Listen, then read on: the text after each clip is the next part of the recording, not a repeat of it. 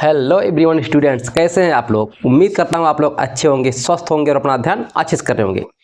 मैं धर्मेंद्र पटेल आप सभी को अपने यूट्यूब चैनल टीपी इसलिए में तहे दिल से स्वागत करता हूं। हम लोग पढ़ रहे हैं एग्जाम की दृष्टि से अति महत्वपूर्ण प्रश्न। ठीक, आज भी अति महत्वपूर्ण प्रश्न पढ़ेंगे जिसमें आपको सिर्फ कंसेप्ट समझना है और कुछ नहीं समझना है। इस सवाल का क्या रहा है, क्योंकि ये सवाल जो लिए हैं ये 4 या 6 नंबर के आएंगे। सिर्फ 2 सवाल ऐसे लिए, 3 सवाल जो 2 नंबर के 1 नंबर का आएंगे, नहीं सभी 4 और 6 नंबर के सवाल है। ठीक, आइए शुरू करते हैं। देखो, पहला सवाल आपके पृष्ठीय क्षेत्रफल और आयतन संबंधित है। ये कह रहा है एक ठोस शंकु के आकार का है जो एक समान आधार त्रिज्या के अर्धगोले पर अध्यारोपित है। यदि अर्धगोले का वक्र पृष्ठ तथा शंकु का वक्र पृष्ठ समान हो तो शंकु की त्रिज्या और ऊंचाई का अनुपात ज्ञात कीजिए। देखो, इस सवाल इसमें आपको कुछ गिनती नहीं दिया है। ये बोल रहा है एक शंकु है और एक अर्धगोला है, दोनों का आधार क्या है, सेम है, मतलब समान है। तो जो अर्धगोला है उसी के ऊपर शंकु रखा गया है, तो बोल रहा है उसकी त्रिज्या और ऊंचाई का अनुपात क्या होगा। ठीक, अब देखो पहले फिगर ड्रा करते हैं।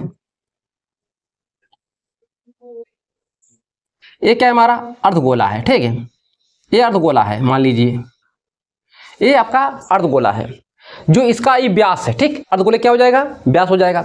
इस पे एक शंकु है। ठीक, एक सेकंड है, इस पे क्या है, शंकु है। हम एक शंकु बना दे रहे हैं, इस पे एक शंकु इस पे रखा हुआ है।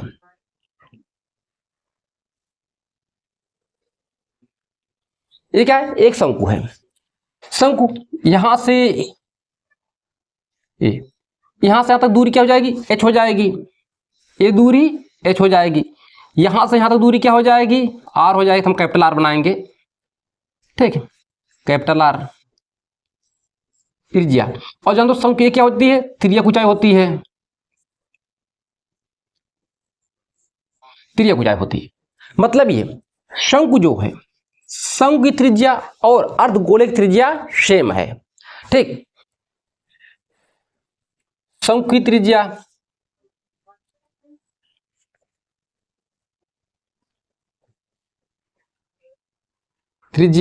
इक्वल क्या होगा, अर्धगोले की त्रिज्या।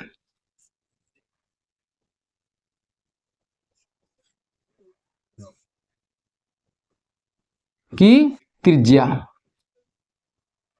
अर्धगोले की त्रिज्या, ये दोनों क्या होंगे, सेम। मतलब ये भी कैपिटल R है तो ये भी हमारा क्या होगा, कैपिटल R होगा।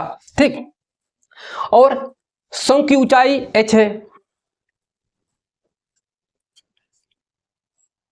शंकु की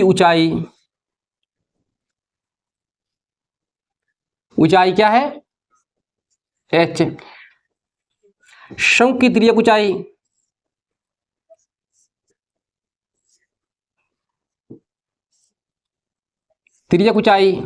l। त्रिज्या ऊंचाई बोलो या इसे तिरछी ऊंचाई बोलो, दोनों की बात एक ही होगी। ठीक, ये हुआ, ये चीज आपको कंफर्म हो गया। अब देखो हमसे क्या पूछ रहा है, अर्धगोले का वक्र पृष्ठ और शंकु का वक्र पृष्ठ समान है। ठीक, देखो अर्धगोले का वक्र पृष्ठ, अर्धगोले का वक्र पृष्ठ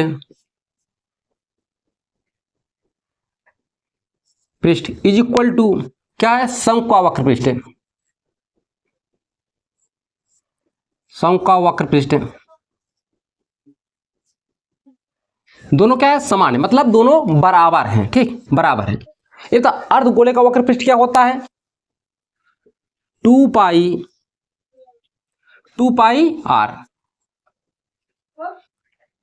r स्क्वायर ये होता है। और शंकु का वक्र पृष्ठ क्या होता है, पाई r l ये होता है। और हम जानते हैं त्रिज्या ऊंचाई बराबर होता है, त्रिज्या ऊंचाई बराबर होता है √h square plus r square ये होता है। ठीक, मतलब ये l के स्थान पर हम इसे रख सकते हैं। देखो पाई से पाई कैंसिल, ये 2 बार लिखा और 1 बार ये r कट जाएगा, तो इस साइड क्या बचेगा, 2r बचेगा, 2r, और यह बचेगा l। हम l के स्थान पे क्या रख सकते हैं, इसे रख सकते हैं h square plus r square. अब क्या करो, दोनों पक्षों का वर्क करने पे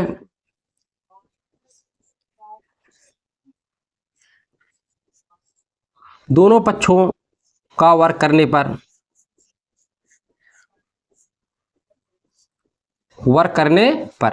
तो वर्क करो, ये कितना हो जाएगा, ये 4 वर्क हो 4 आर स्क्वायर हो जाएगा, और ये कितना हो जाएगा h square plus r square. इस आर को इस साइड ले आओ, 4 r square minus r square equal h square हो जाएगा। इसे घटा दो, कितना 3 आर स्क्वायर बराबर एच स्क्वायर। हमसे पूछ रहा है त्रिज्या और ऊंचाई, मतलब आगे त्रिज्या होगी, त्रिज्या और ऊंचाई का अनुपात क्या होगा, तो यहां पे लगा रहे हैं। चलिए लिखो, दोनों पक्षों का एस से भाग करने पे, एस से क्या करो, दोनों पक्षों में भाग कर दो, दोनों पक्षों में एच स्क्वायर से भाग करने पर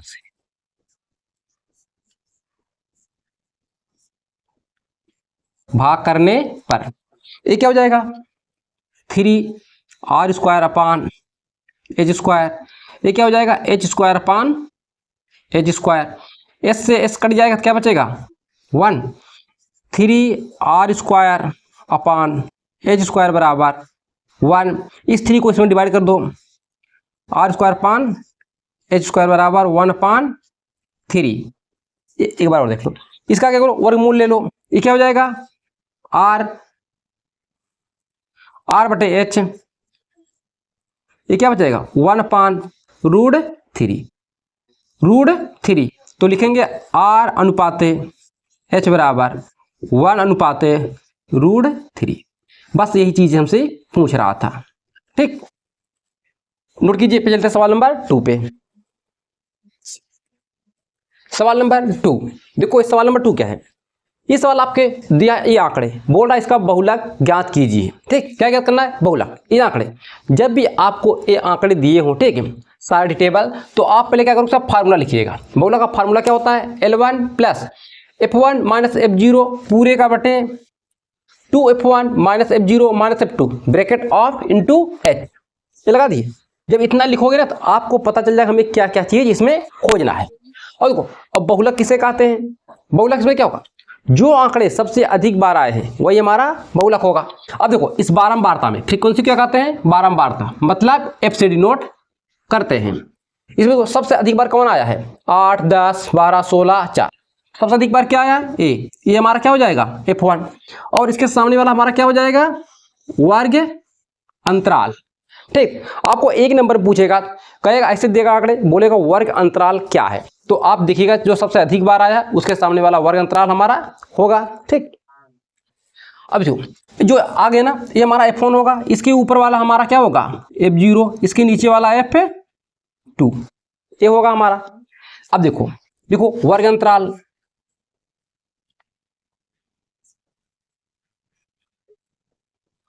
वर्ग अंतराल क्या है हमारा 30 से 40, इसे बोलेंगे L1, इसे बोलते हैं L2, ठीक। ये पता है। जो हमारा H है, H कैसे निकालेंगे, लिखो L1 बराबर 30, L2 बराबर 40, तो H बराबर होता है L2 माइनस L1। L2 कितना है 40 माइनस 30, तो कितना आएगा 10। ये हमारा H आया। और क्या चाहिए हमें, इसे भी चीजें देखो मिल गया ना, F1 मिल गया, लिखो F1 बराबर 16, F0 बराबर 12, F2 बराबर 4, इतना हुआ। अब फार्मूला में यही है, लिखो बहुलक बराबर सभी वैल्यू इसमें रखो, L1 का मान 30 प्लस F1 का मान 16, F0 का मान 12 पूरे बटे 2 into F1 minus 12 F0 minus 4 bracket of into H। H का मान कितना है 10, 30 प्लस है, ठीक। 16 में से 12 निकालिए 4, 4 बचेगा, 16 दूना 32 माइनस 12 4 16 इंटू 10, 30 प्लस 4, 32 16 निकाल देंगे तो 16 इंटू 10, 4 चौके 16, 4 चौक 16। तो इधर देखिए बहुलक बराबर क्या हो जाएगा, 30 प्लस ये 10/4, ओ सॉरी 10/4, सही तो लिख रहे हैं, 10/4, 30 प्लस इसे काटिए, 4 दूना 8, 10 लगाइए, 4 पंचे 20, 4 दूनी 8, 4 पंचे 20, ठीक है। इसे जोड़िए, कितना आया 32.5, ये क्या आया, बहुलक आया, यही आपका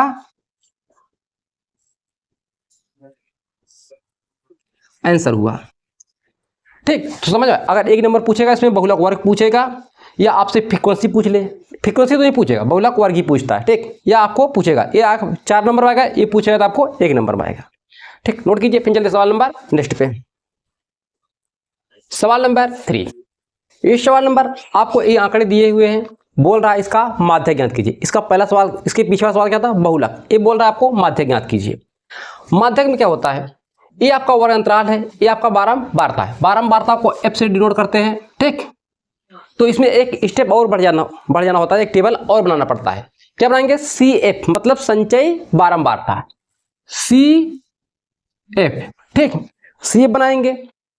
सी एफ में क्या होता है, इसको यहां पे लिखेंगे, उसी के बाद इसको इसमें जोड़कर इसको यहां पे लिखेंगे, कितना हो जाएगा 13 4 17, फिर 17 को 18 में जोड़ेंगे, यहां पे लिखेंगे 8 7 15 35 हो जाएगा, 35 को इसमें जोड़ेंगे और यहां पे लिखेंगे 9 5 14 4 44, इसको इसमें जोड़ेंगे और यहां पे लिखेंगे, कितना हो जाएगा 50। ये 50 आया, तो ये मतलब ये आपका आया n का मान 50, जो ये आएगा अंतिम में वो इस बारंबारता का योग होता है। ठीक है, इतना आया। अब देखो इसे क्या करेंगे, हम n/2 निकालेंगे, n/2 वहां पा दे, n/2 क्या रखोगे 50/2 वहां पा दे, अर्थात मतलब 25वां पद आएगा। क्या आएगा 25वां पद, 25वां पद। अब आपको जो ये 25 आया, ठीक, इस 25 आपको इसमें देखना है, सी एफ वाले में। सी एफ देखो किसके अंदर आता है, 35 के अंदर आएगा, इसके अंदर का आएगा, जो आएगा इसे एक बार लाइन कर लो। ठीक, ये आपका क्या हो जाएगा, वर्ग अंतराल। अगर आपको पूछेगा ऐसे माध्यक वर्ग अंतराल बताइए, तो आप संचयी बारंबारता निकालिएगा, उसी के बाद n का 1/2 कीजिएगा, इसे जो आएगा देखिए किसके बीच में आता है, उसके सामने जो वर्ग अंतराल होगा वही आपका वर्ग अंतराल होगा। ठीक, इतना आपका 1 नंबर का कंसेप्ट क्लियर हो जाना चाहिए। अब देखो इतना आया, जो ए वाला आता है इसे बोलते हैं क्या, एफ। ठीक है, इसे क्या बोलेंगे, एफ है।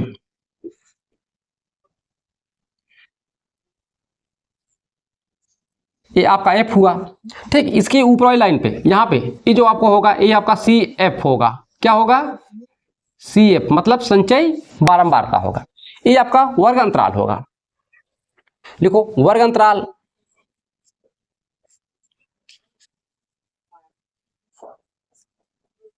वर्ग अंतराल क्या है हमारा 20 से 30, इसे L1 इसे L2, L1 equal to 20, L2 equal to 30। ये हुआ आपका। हमें क्या क्या मिल गया, सी एफ, एफ मिल गया। एफ को देखो, एफ हमने क्या क्या किया 18 है हमारा, एफ 18, और क्या सी एफ कितना है हमारा 17। ये सभी वैल्यू हमें मिल गए। जब आप बताए चाहे बहुलक पूछे, चाहे जो समांतर माध्य पूछे, चाहे माध्यक पूछे, पहले आप लोग टेबल बनाइएगा और इस साइड में फार्मूला लिखिएगा, तभी आप हल कर पाओगे। ठीक है, चलिए ये वैल्यू इसमें रखिए, माध्यक बराबर क्या होता है L1 क्या है 20 प्लस क्या L2 माइनस L1 मतलब 30 माइनस 20,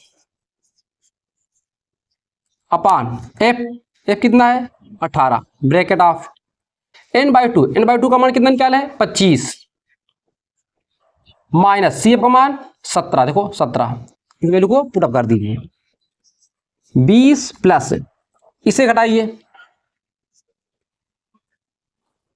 हाँ इसे घटाइए 30 में से 20 निकालिए 10/18 इंटू 25 में 17 निकालिए 8 ही आएगा ना 8। अब देखो काटो, इसे काटिए 2 9 18 2 चौके 8 20 प्लस 10 चौके 40/9। अगर हम लिखे माध्यक बराबर इक्वल टू क्या हो जाएगा 20 प्लस 9 से भाग दीजिए 9 चौके 36 4 दशमलव लगाएंगे ठीक 36 4 40 फिर आएगा 9 चौके 36 है मतलब ये आएगा 24.44 ये आपका आंसर हुआ। इसे आप लोग अच्छे से ब्रैकेट में बंद कर दीजिए ठीक, ये आपका आंसर हुआ, नोट कीजिए। फिर चलते हैं नेक्स्ट क्वेश्चन पे। सवाल नंबर 4 कह रहा है एक घन का आयतन 1331 मतलब 1331 सेमी क्यूब है, तो इसके प्रत्येक भुजा ज्ञात कीजिए, मतलब प्रत्येक भुजा ज्ञात कीजिए। देखो ये क्या है घन, हमें दिया है घन का आयतन, घन का आयतन कितना दिया है 1331 सेमी क्यूब, ये हमें दिया है। हम जानते हैं घन का आयतन का फार्मूला क्या होता है, घन का आयतन क्या होता है भुजा क्यूब पे, क्योंकि घन है घन के सभी भुजाएं बराबर होते उसका क्या होता है भुजा क्यूब पे। तो इसका मान कितना 1331 है ए क्यूब, तो ए क्यूब बराबर इसको मैं ऐसे भी लिख सकता हूं कि दोनों क्या है बराबर है, मैं इसको यहाँ पे कोई फर्क नहीं पड़ेगा।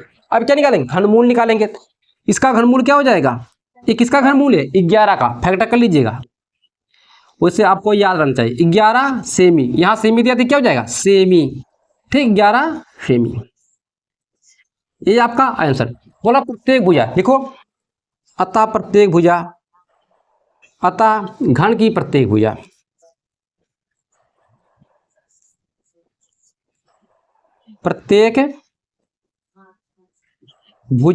कितना है 11 सेमी, यही आपका आंसर हुआ ठीक। आइए सवाल नंबर 5 पे चलते हैं। देखो सवाल नंबर 5 क्या करा है, एक बारंबारता सारणी का माध्य तथा माध्यक क्रमशः ठीक क्या 30 और 35 है, तो इसका बहुलक ज्ञात कीजिए। अब जानते हो क्रमशः मतलब क्रम से, पहले क्या आया माध्य, तो ये हमारा माध्य होगा, बाद में क्या आया माध्यक, ये क्या होगा हमारा माध्यक। ये चीज आपको याद होनी चाहिए, नहीं कंफ्यूजन उत्पन्न होता है। हल क्या है माध्य कितना दिया है हमें माध्य 30, माध्यक कितना है 35, हमें क्या करना बहुलक ज्ञात कीजिए।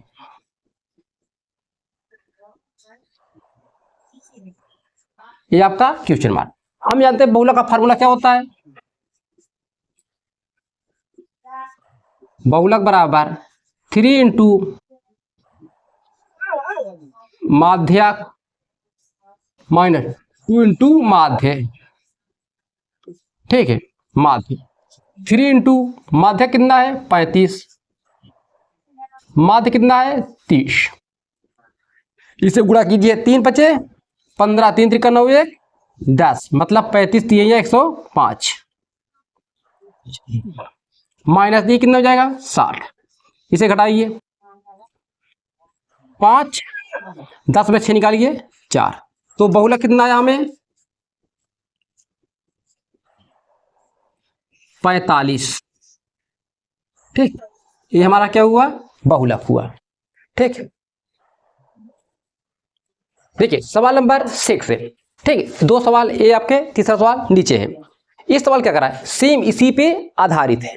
इस सवाल बोल रहा है यदि किसी श्रेणी का माध्यक माध्य से 3 अधिक है, माध्यक क्या है, माध्य से 3 अधिक है, तब इसका बहुलक माध्य से कितना अधिक होगा, मतलब बहुलक माध्य से कितना अधिक है। देखो इसको मैं यहां पर हल कर रहा हूं। हमें दिया माध्यक माध्य से 3 अधिक है, माध्यक क्या है, माध्यक क्या होगा, माध्य कितना अधिक है, अगर माध्य 5 है 3 और जोड़ देंगे कितना हो जाएगा, 8 हो जाएगा, मतलब ये 3 अधिक है। पूछ रहा है बहुलक कितना अधिक है, तो फार्मूला हमारा यही लिखो, ये वाला, बहुलक बराबर 3 इंटू माध्यक माइनस 2 इंटू माध्य, 2 इंटू माध्य।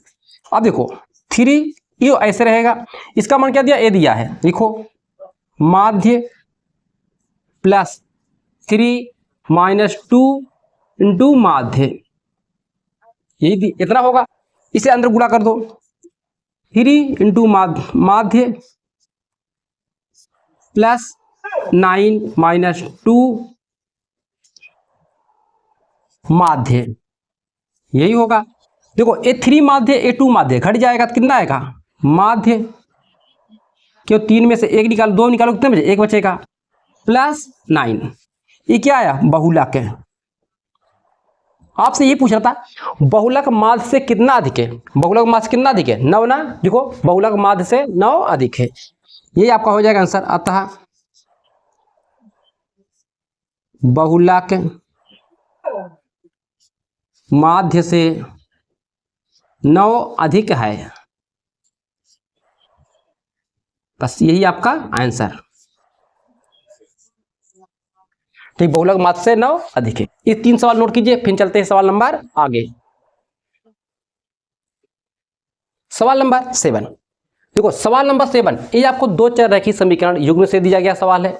इसमें बोल रहा है निम्नलिखित समीकरण के युग्म को हल कीजिए, मतलब ये आपको 2 समीकरण दिए, ये पहला है, ये आपका दूसरा है। हल करने का तात्पर्य हुआ x और y का मान ज्ञात कीजिए, find the value of x and y। ठीक, x और y की वैल्यू ज्ञात कीजिए। इसे कैसे करोगे, लिखिए हल, ये पहले लिखिए 3x minus 5y minus 4 is equal to 0, इस 4 को इस साइड ले जाइए, 3x माइनस 5y, ये हमारे से क्या हो जाएगा, प्लस हो जाएगा, साइड जाएगा प्लस 4, इसे बोलो इक्वेशन 1। और दूसरा लीजिए, ये क्या है 9x बराबर 2y प्लस 7, इतना है, तो इसको इस साइड ले आओ, इसके रूप में बना लीजिए, इसको इस साइड ले, प्लस क्या हो जाएगा, माइनस हो जाएगा, 9x माइनस 2y प्लस 7, ये आपका हुआ इक्वेशन 2। देखो अब इन दोनों समीकरण 1 और समीकरण 2 में हमें एक टर्म को गायब करना है। ये देखो कितना लिखा है 3x माइनस 5y इक्वल 4, एक ना 9x माइनस 3y 2y बराबर 7। अगर हम इस समीकरण में हम x को गायब करना चाहें, हम 3 से इसमें क्या करें, गुणा कर दे दोनों पक्षों में, एकदम 9 हो जाएगा। ठीक, 9 हो जाएगा ना, तो हमारा काम दोनों सेम हो जाए, क्या करें, घटा देंगे। ठीक, लिखो समीकरण 1 में 3 से गुणा करने पर, ठीक, देखो जो इस समीकरण पूरा 1 है, मतलब इसी में दोनों गुणा करना पड़ेगा, इसी में भी गुणा करना पड़ेगा। ठीक है, 3 से गुणा करो, 3 त्रिक्का 9x माइनस 3 बचे 15y, 3 चौके 12, ये आपका इक्वेशन बना नया, 3 बन गया। अब क्या करोगे, समीकरण 2 में से समीकरण 3 को घटा दो, लिखो समीकरण 2 में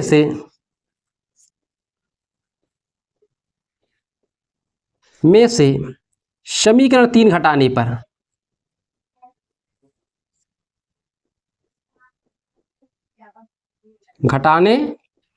चलिए घटा, एक बार समीकरण देखो, लिखने के बाद समीकरण लिख लीजिएगा। इसे लिखिए 9x माइनस 2y बराबर 7, ये पहले लिखे थे ना, ये पहले लिखो, उसी बाद ये दूसरा है ना, इसे लिखो 9x माइनस 15y बराबर 12, क्या करने पे, घटाने पे। जब घटाओगे ना तो सभी का चिन्ह क्या हो जाएगा, बदल जाएगा। जो प्लस है माइनस, जो माइनस है तो प्लस है, ठीक, ये चिन्ह बदल गए। अब देखो ए प्लस ए माइनस, ये हमारा कैंसिल हो जाएगा। देखो ए माइनस 2y है, ए प्लस 15y, ज्यादा कौन है, ए ज्यादा है ना, 15, 15 में से 3 निकालिए, 2 निकालिए, 13y। ए माइनस ए प्लस, चिन्ह किसका लगेगा, माइनस का लगेगा। 12 में से 7 निकालिए, 5, तो y बराबर आएगा -5/13। ये हमें y की वैल्यू मिला, ठीक है। इसको इसमें भाग कर देंगे तो ये y की वैल्यू मिला। अब देखो y का मान चाहे समीकरण 1 में रखो चाहे समीकरण 2 में रखो, 1 में रखोगे तो आपका आंसर आ जाएगा, ठीक है। y का मान किस में रखते हैं, y का मान इसमें रख देते हैं, ठीक, 2 में। y का मान समीकरण 2 में रखने पर, y का मान समीकरण 2 में रखने पर देखो ये 9x -2 इंटू वाई का मान -5/13, ठीक, -5/13, -5/13 छोटा लिख जाता है 13, इसमें रखे ना, बराबर 7, ए 9x माइनस, देखो ए माइनस क्या हो जाएगा, मल्टीप्लाई है, क्या हो जाएंगे, प्लस हो जाएंगे, प्लस इसको गुणा करो, कितना हो जाएगा, 2 पंचे 10/13 बराबर 7। 9x बराबर 7 माइनस, इसको इस साइड ले जाओ, 10 13 ये होगा, तो इसे सिंप्लीफाई करो, 3 13 सत्ते 91 माइनस 10/13, तो x बराबर, इसे घटा दो, पहले घटाइए, 81/13, x बराबर 81/13 इंटू ए इसके साथ गुणा हो जाएगा 9, 9 81, तो x बराबर 9/13, ये आपका x की वैल्यू आया। तो आप लोग यहां पे लिखिए आंसर, अतः x बराबर 9/13, y बराबर -5/13,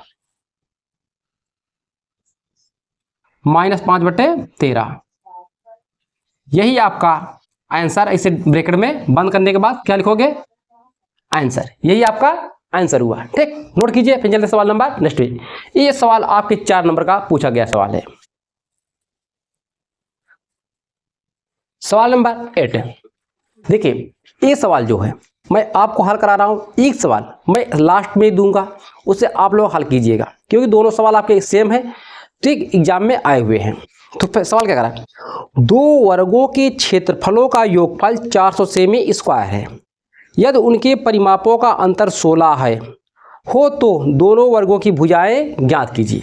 मतलब ये कह रहा है 2 वर्ग है, उनका दोनों का वर्गों का योगफल 400 सेमी स्क्वायर है और उनके परिमापों का अंतर 16 है, तो दोनों वर्ग की भुजाएं हमें ज्ञात कीजिए। मतलब ये हुआ, ये हमारा मान लीजिए क्या है, ये हमारा पहला वर्ग है, इसकी भुजा ए है, ये हमारा दूसरा वर्ग है, इसकी भुजा बी है। इन दोनों के वर्गों का क्षेत्रफलों का योग है, इसका योग क्षेत्रफल और इसका दोनों को जोड़ दे क्या हो जाएगा, 400 हो जाएगा। लिखो, माना पहले वर्ग की भुजा ए और दूसरे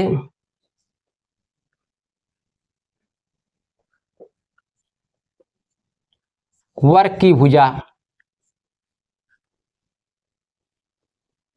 बी, ये हमने मान लिया। अब प्रश्न अनुसार या लिखो, या प्रथम शर्त लिखो, प्रथम शर्त। प्रथम शर्त क्या कह रहा है आपसे, दोनों वर्गों की भुजाओं का योग कितना है, 400 है, 400 योग। लिखो, ए का वर्ग प्लस बी वर्ग का वर्ग बराबर 400। मतलब पहले का वर्ग ये दूसरे का वर्ग, दोनों को हम जोड़ दिए तो ये हमारा आ गया। ठीक, अब द्वितीय शर्त क्या कर रहा है? द्वितीय शर्त है, देखो एक चीज जानते नहीं जानते हो, वर्ग का क्षेत्रफल, फार्मूला क्या होता है? वर्ग का क्षेत्रफल, इसका क्षेत्रफल होता है भुजा स्क्वायर, भुजा स्क्वायर। वर्ग का परिमाप क्या होता है?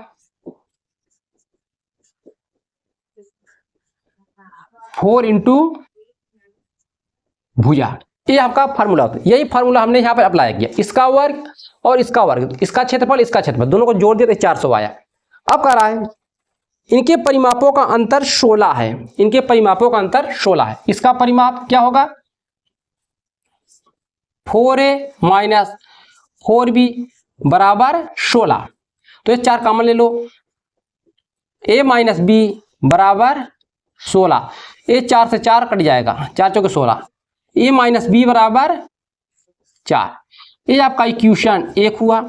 यहां से हम किसका मान निकालेंगे? a का मान निकाल लें, ये हो जाएगा 4, ये सब जाएगा प्लस हो जाएगा b, ये हमारा इक्वेशन 2। समीकरण 1 2 का मान समीकरण 1 में रख दे, या a का मान समीकरण 1 में रखने पर, a का मान समीकरण 1 में रखने पर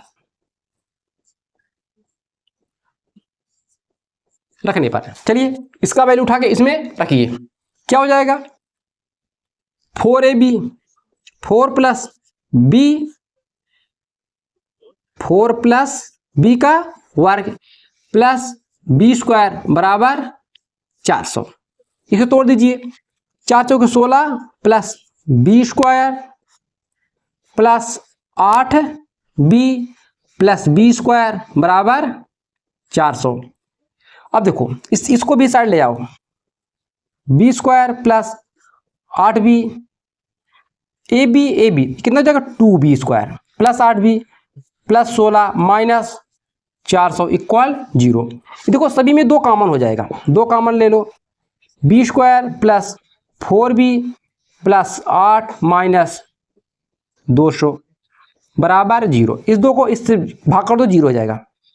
b square plus 4b minus, क्योंकि ये माइनस ज़्यादा है, ठीक, ये प्लस है, जोड़ दे, क्या हो जाएगा? घटा 192 इक्वल 0,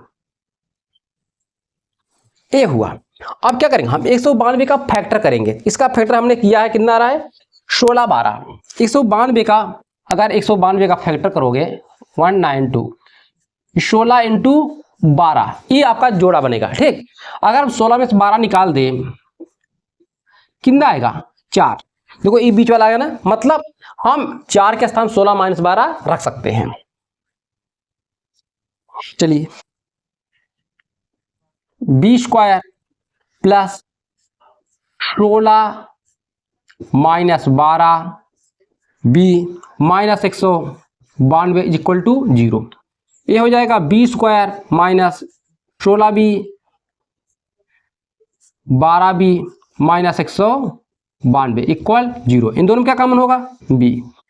b प्लस 16, इसमें 12 माइनस 12 कॉमन होगा, b प्लस 16 इक्वल टू 0।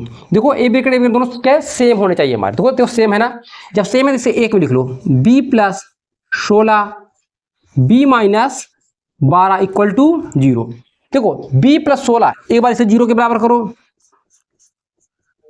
तो b बराबर क्या आएगा? माइनस 16, b माइनस 12 इक्वल 0, तो b बराबर 12। देखो जानते हो दूरी कभी माइनस में नहीं होती है, इसीलिए इसे हम क्या करेंगे? छोड़ देंगे, इसे नहीं लेंगे, इसे हम लेंगे। समझ में आया? दूरी कभी माइनस में नहीं होती। b बराबर 12 समीकरण 2 में रखने पर, b बराबर 12 समीकरण 2 में रखने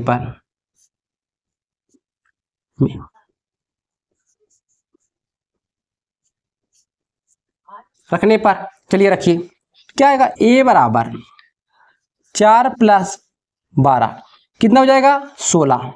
ये आ गया, मतलब a बराबर 16। तो आपका आंसर क्या आया? आपसे क्या पूछ रहा था इसमें, दोनों वर्ग की भुजाएं। देखो पहले वर्ग की भुजा, वर्ग की भुजा क्या थी, ए बराबर 16 सेमी। दूसरे वर्ग की भुजा क्या होगी, बी है। बी बराबर कितना आया हमें, बी बराबर 12। इसे 16 नहीं लेंगे क्योंकि निगेटिव है ना, इसे छोड़ देंगे। कितना आया 12।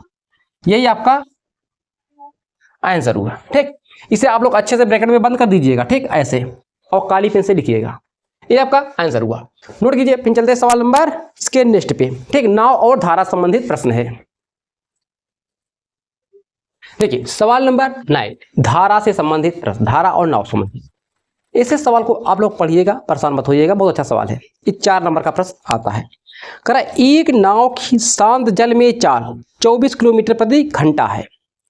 किसी बिंदु से धारा की दिशा में 32 किलोमीटर जाने में लगा समय से धारा के विपरीत दिशा में लौटने में 1 घंटा अधिक समय लगता है। धारा की चाल ज्ञात कीजिए। मतलब ये मान लीजिए कोई एक क्या है, नदी है। ये क्या है, एक नदी है। ये क्या है, एक नदी है। ठीक, इसमें क्या है, पानी बह रहा है, पानी इस दिशा में बह रहा है। ये क्या हुआ, हमारा धारा की चाल हुई। जो पानी बह रहा है इसे बोलेंगे धारा की चाल। इसमें एक नाव भी चल रही है। मान लीजिए कोई क्या बोट चल रही है। ये बोट यहां से चलना प्रारंभ करती है, मतलब इस बिंदु से इस बिंदु तक के, इसकी दूरी में कितना दिया है, 32 किलोमीटर। यहां से यहां तक दूरी कितना है, 32 किलोमीटर, 32 km है। ठीक, मतलब नाव यहां से चलती है, यहां तक आती है, 32 किलोमीटर दूरी तय करती है। फिर आने के बाद नाव यहां से पुनः इसी बिंदु पे जाती है। बोल रहा आने जाने में धारा की चाल क्या होगा। ठीक है, अब देखो जब हम शांत जल की चाल कितना है, ये पानी की चाल जो कितना, शांत जल की चाल कितना है, 24 किलोमीटर प्रति घंटा। ठीक, लिखो शांत जल की चाल, जो दिया पे लिख लो 24 किलोमीटर प्रति घंटा। ठीक, और क्या पूछा हमें, दिया है दूरी, जो हमें दूरी दिया है यहां से यहां तक दूरी, इसे डायरेक्ट लिखो दूरी कितना है, 32 km। ठीक, 32 km है। आपसे कह रहा धारा की चाल ज्ञात कीजिए। लिखो माना धारा की चाल,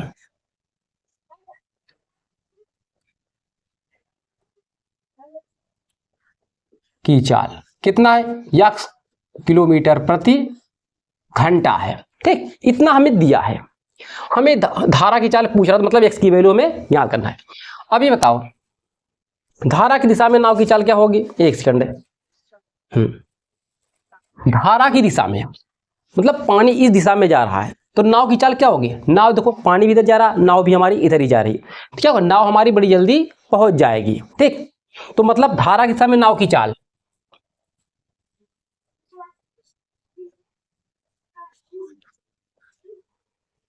धारा की दिशा में नाव की चाल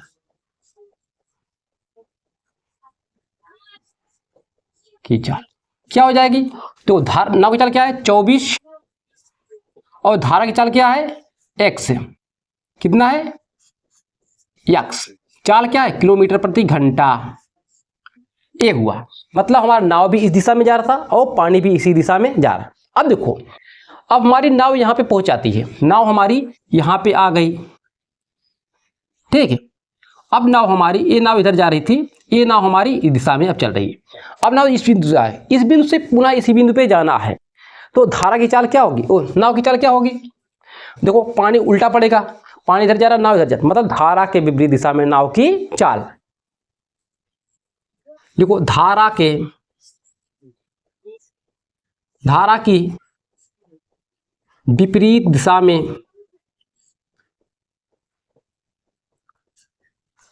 नाव की चाल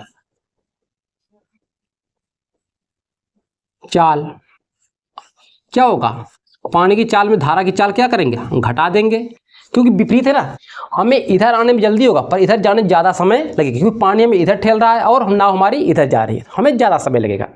ठीक, मतलब हमारी चाल क्या होगी, कमजोर हो जाएगी। किलोमीटर प्रति घंटा ये हुआ। ठीक, हम इसके लिए मानेंगे समय t1। ठीक, इसके लिए समय क्या मानेंगे, t1। t1 बराबर क्या हो जाएगा, फार्मूला होता है हमारा t बराबर, लिखो चाल बराबर दूरी अपान समय। चाल बराबर दूरी अपान समय। चाल को ऐसे डिनोट करते हैं, दूरी को d से, समय को t से। ये हमारा फार्मूला होता है। ठीक है, तो इस फार्मूले को मैं लिख रहा हूं s बराबर d अपान टी। अब समझ में आया, हमें क्या निकाला t। t बराबर क्या हो जाएगा, एक सेकंड यार, t बराबर क्या हो जाएगा, t को इसमें a इसको, तो d अपान यस हो जाएगा। ठीक, अब देखो फार्मूला हमारा, हम इसे क्या मानेंगे t1, इसे मानेंगे t2 इसके लिए। t1 बराबर दूरी कितना है 32, दोनों की दूरी क्या है सेम है। इसकी चाल क्या है 24 प्लस x। t2 क्या हुई है हमारी, बोलो इसके लिए, दूरी वही है 24 माइनस x, ये हमारा हुआ। अब कह रहा है, क्या कर रहा है, आने जाने में 1 घंटा अधिक समय लगता है। देखो 1 घंटा अधिक समय लगता है, मतलब हमने यहाँ से यहाँ तक जाने में, ठीक, यहाँ से जाने में जो समय लेता है, यहाँ से यहाँ तक आने में हम ज़्यादा समय लेंगे। कितना ज़्यादा समय ले रहा है, 1 घंटा अधिक हो रहा है। मतलब हम t2 में से t1 को हम घटा दे तो हमारा क्या आएगा, 1 घंटा अधिक आएगा। t2 minus t1 equal 1 our. ठीक, 1 आवर। अच्छा, t2 का मान क्या है 32, 24 माइनस x माइनस t1 का मान ये है 24 माइनस प्लस x बराबर 1। ये आपका, अब इसे हम हल करेंगे तो क्या बनेगा, हमारा एक समीकरण बनेगा। क्या बनेगा, समीकरण। इसे हल करो, ये 32 का मान ले लो, अब इसका एलसीएम ले लो, 24 प्लस x माइनस क्या है 24 प्लस x अपान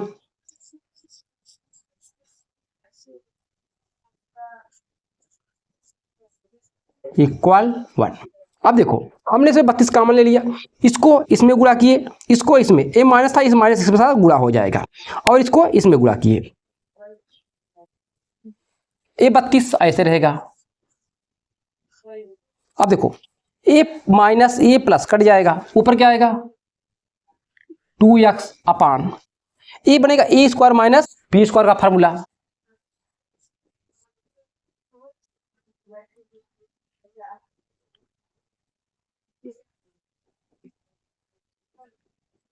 ये हो जाएगा। ठीक, 24 का स्क्वायर क्या होगा 500। एक बात देखो, 24 का किसी भी संख्या का वर्ग निकालना हो तो ऐसा है ना, इसे ऐसे करना, इसका वर्ग 16, इसका वर्ग 0,4, इसको इसमें गुणा करो, इसको इसके साथ गुणा करो, 2 चौके 8, 8 दूनी 16, इसे जोड़िए 6, 7, 5, क्या आएगा 576। 32 को अंदर गुणा कर दो, 32 दूना 64x, इसको इसमें गुणा करो, 24 का वर्ग माइनस एक्स स्क्वायर, इसका 576 माइनस एक्स स्क्वायर, इस सबको इस साइड ले आओ, x square plus 64x minus 576 equal to 0। देखो इसका आपको क्या करना है, फैक्टर करना है, फैक्टर करने के बाद एक जोड़ा बनाना है, उसी बात जोड़े चाहे घटाए कितना आना चाहिए 64, हमने इसमें किया है। ठीक है 576 ना, हाँ ठीक है, इसका आएगा, हमने किया 8 और 72, x square plus 72 minus 8 minus 576 equal 0।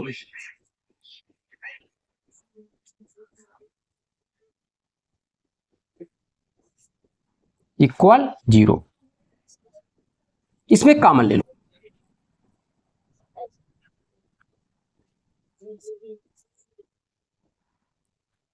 इसमें माइनस कॉमन ले लो,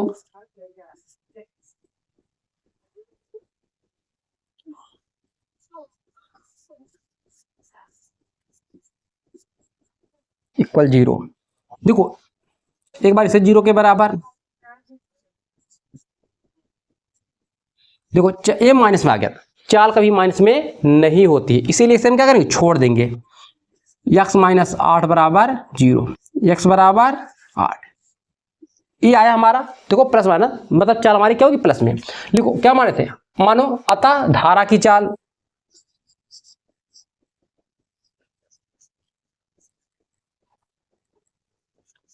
की चाल 8 किलोमीटर प्रति घंटा, यही आपका आंसर हुआ। ठीक, आप धारा का कोई भी सवाल दे, आपको सेम ऐसे ही लगाना है। ठीक, विपरीत दिशा में जाने माइनस होगा, एक चीज ध्यान रखिए। कभी कोई डाउट हो जाता है, हम माइनस वाला आगे करें प्लस वाला, जब हम यहां से यहां जाएंगे, पानी इस दिशा में आ रहा है, हम यहां से यहां जाएंगे, समय ज्यादा लगेगा। जब समय ज्यादा लगेगा तो हम इसे आगे करेंगे, तो इसमें समय ज्यादा लग रहा था ना, इसे हमने आगे किया, जिसमें समय कम लगे उसमें पीछे करेंगे। दोनों का अंतर क्या है, घटा देंगे। जो दिया 1 घंटा दे, चाहे आधा घंटा दे, चाहे 2.5 घंटा दे, बात वही को रखना है। इतना नोट कीजिए। फिर चलते हैं सवाल नंबर नेक्स्ट पे। देखिए सवाल नंबर 10, इस सवाल आपको हर हाल में इस तरह से सवाल पूछे जाएंगे एग्जाम में, आपके पेपर में 100% इसी टाइप से प्रश्न आएंगे, और ये सवाल कई बार खुद पूछा जा चुका है, इसलिए हमने इसे लिया है। एक सिद्ध कीजिए √2 अपरिमेय संख्या है। ठीक है, क्या करोगे, जब आपको दिया है √2 अपरिमेय संख्या, इसके जस्ट विपरीत मान लेना है। √2 क्या हमारा परिमेय संख्या है, माना √2 परिमेय संख्या है,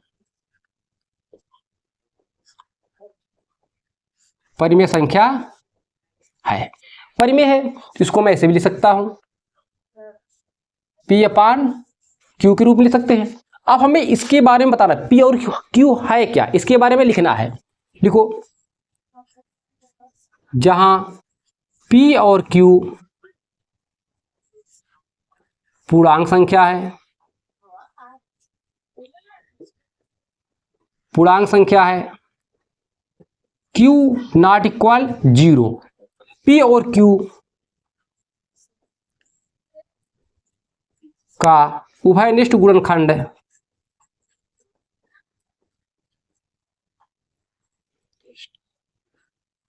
उभयनिष्ठ गुणनखंड उभयनिष्ठ गुणनखंड 1 के अतिरिक्त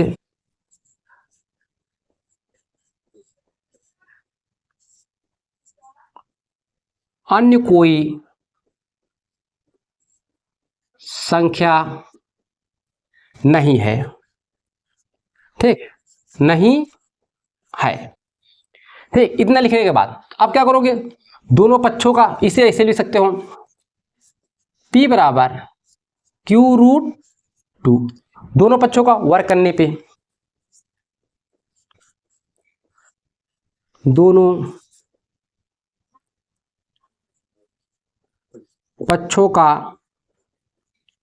वर्ग करने पर ये क्या हो जाएगा, P² बराबर 2Q²। अब देखो मान लीजिए एक कोई पूर्णांक है, इसका फैक्टर करने पे हमें 2 मिल रहा है। देखो P² का एक गुणनखंड 2 है। जब P² का एक गुणनखंड 2 है तो लिखो कब P का भी एक गुणनखंड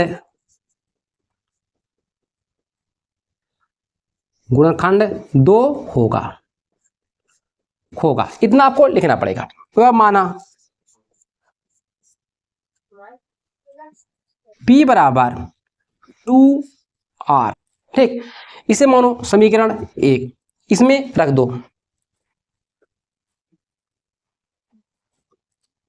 P बराबर 2R, समीकरण 1 में रखने पर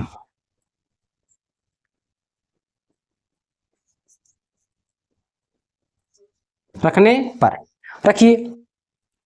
अब यहाँ पे देखो p बराबर 2r, क्या हो जाएगा 4r स्क्वायर बराबर 2q स्क्वायर, मतलब 2 से ये 2 कट जाएगा, 2 दाएं में 2r स्क्वायर बराबर q स्क्वायर, इसको मैं ऐसे भी लिख सकता हूं 2r स्क्वायर। q हमारा क्या है, पूर्णांक है, हमने यहां पर बता रखा है। q स्क्वायर का एक गुणनखंड है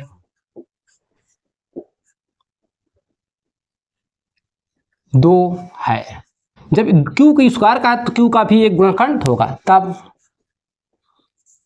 q का भी एक गुणनखंड है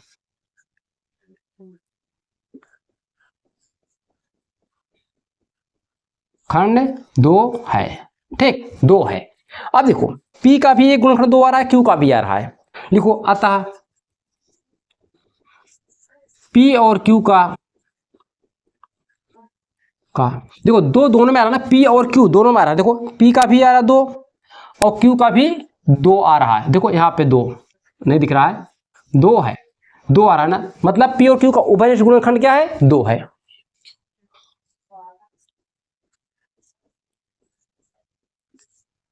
उभयनिष्ठ गुणनखंड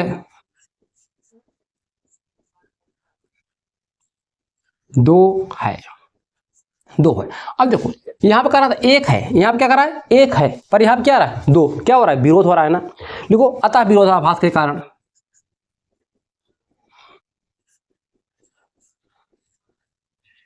विरोधाभास के कारण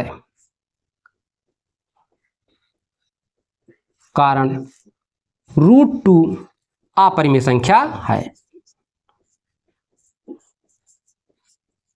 परिमेय संख्या है। इतना लिखने के बाद आप लिखिए हेंस प्रूव्ड है, हेंस प्रूव्ड है। बस आज इतना ही। मैंने एक प्रश्न आपको जो दिए थे देंगे, उसे आप लोग जरूर लगाइएगा, क्योंकि बहुत अच्छा सवाल है, थोड़ा मेहनत करोगे हो सकता है क्या आपके एग्जाम में वो 2 सवाल में से 1 सवाल आ सकता है, ठीक। इसीलिए कोई भी सवाल इग्नोर मत कीजिएगा। अपना ध्यान रखिए, अच्छे से पढ़ते रहिए, मिलते हैं नेक्स्ट वीडियो में।